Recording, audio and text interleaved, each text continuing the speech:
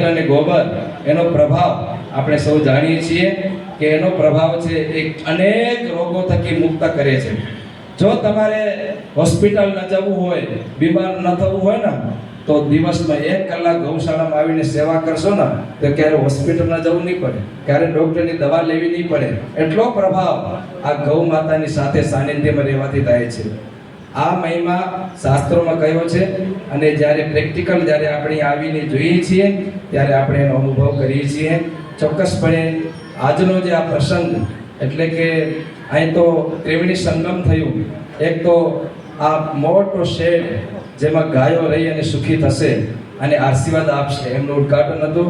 સાથોસાથ x ray machine લેબનું ઉદ્ઘાટન અને આપણું જે સૌનું જાણીતું અને પ્યારું એવું જે કચ્છ મિત્ર, ઘર ઘર એક પહોંચતું એ કચ્છ મિત્ર, એમનો આજે સ્થાપના દિન એટલે કે 78 વર્ષનું સ્થાપના દિન જે કચ્છને વાચા આપતું, આપને સૌને વાચા આપતું, તટસ્થ રીતે કોઈનો ભેદભાવ રાખ્યા વિના. મારા જેવો એક નાનો સંત જ્યારે કોઈ મેસેજ મૂકી દે તંત્રીને કે આ સમાચારને સ્થાન આપવાનું છે, તરત જ આપી દેતા હોય છે, કોઈ સ્વાર્થ વિના. એમનો પણ આજે સ્થાપના દિન છે. એમના ટ્રસ્ટીઓ આપણી પાસે પણ છે. એમના પણ આજના શુભ દિને એમને પણ ખૂબ ખૂબ ધન્યવાદ કે આવીને આવી સેવા સમાજની કરતા રહો. અને સાથોસાથ આ ટ્રસ્ટમાં જે પણ ટ્રસ્ટીઓ સેવા કરી રહ્યા છે, જે પણ કાર્યકર્તાઓ સેવા કરી રહ્યા છે, જે પણ દાતાશ્રીઓ છે કે એને ખૂબ ખૂબ ધન્યવાદ. અને આ સંસ્થા કાયમને માટે વિશેષ ગાયોની સેવા કરે. અને સાથોસાથ જ્યારે અમારી પણ કોઈ એવી સેવાની જરૂર હોય તો આપ એક હાકલ કરશો અને ચોક્કસ પધારશું.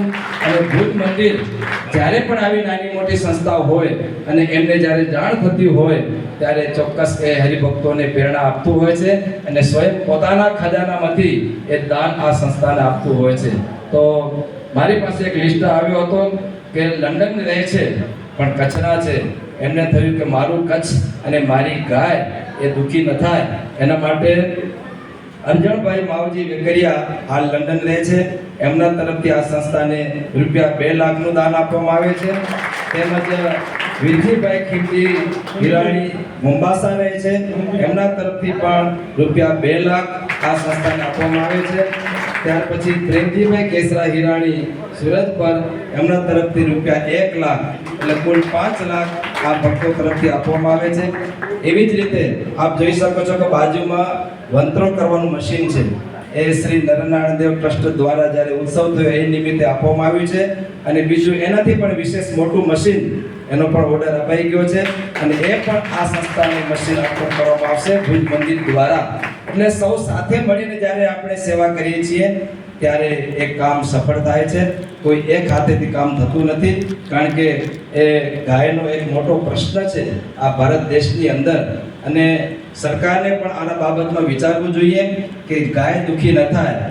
ગૌચર જમીનો જે અત્યારે લેવાઈ ગઈ છે એ ગૌચર જમીનો મુક્ત થાય અને ગાયો માટે એ ગૌચર જમીન ઉપયોગી બને. અને સાથોસાથ જ્યારે પણ આવી ગાયોની કોઈ સેવા હોય એના તરફથી જ્યારે ગવર્મેન્ટ તરફથી પણ એને સહાય આપવામાં આવે તો ચોક્કસ આપણું આ ભારત દેશ એ ગૌ માતાને સુખી રાખશે. તો જે દેશની અંદર ગૌ માતા સુખી હોય એ દેશ આગળ વધી શકે. બાકી માત્ર કલ્પના છે. જ્યાં સુધી ગૌ માતા દુઃખી હશે ત્યાં સુધી દેશ કે સમાજ ક્યારે આગળ વધી શકતો નથી. આ સૌનો જો સ્ત્રોત હોય તે ગૌ માતા છે. તો આપે જે આ બીડું ઝડપ્યું છે એ ખૂબ ખૂબ ધન્યવાદને પાત્ર છે. 5 વર્ષથી આપ સેવા કરી રહ્યા છો, 6ઠા વર્ષમાં પ્રવેશ કરી રહ્યા છો. તો આ વર્ષ આપ વિશેષ સેવા થાય અને અમારા જેવા જ્યારે સંતો આપની સાથે રહેશે તો ચોક્કસ આ કાર્ય સફળ થશે. તો અંતમાં હું એક જ વાત કરીશ કે જે કાર્યકર્તાઓ આ સંસ્થામાં તન મન ધનથી સેવા કરી રહ્યા છે એમને ખૂબ ખૂબ ધન્યવાદ. અને વિશેષ સેવા કરી ગૌ માતાના આશીર્વાદ મેળવો અને જીવનમાં આ ધન્યતા અનુભવો. અને ખાસ કરીને એમાં તલકસિંહભાઈ કેટલી અવસ્થા છે જો છતાં પણ આટલો ઉત્સાહ. ન તો આ અવસ્થામાં તો નિવૃત્તિ લઈ અને ખાટલે પર લઈને સૂતા હોય, પણ નહીં, આટલા અવસ્થા અને આ અવસ્થામાં આટલી ઉમંગ, આટલો ઉત્સાહ એ ગૌ પ્રેમ બતાવે છે, ગાય માતાનો પ્રેમ બતાવે છે, એમના આશીર્વાદ બતાવે છે કે એમના આશીર્વાદથી જીવનમાં જો કંઈ ધન્યતા અનુભવતા હોઈએ તો ગૌ માતાની એક મોટી કૃપા છે. તો આવા ટ્રસ્ટીઓ, આવા દાતાશ્રીઓ, આવા કાર્યકર્તાઓ એમને ખૂબ ખૂબ ધન્યવાદ. અને મહારાજશ્રી પણ અહીંયા કને બાજુમાં જ રહે છે, સમજ્યા ને?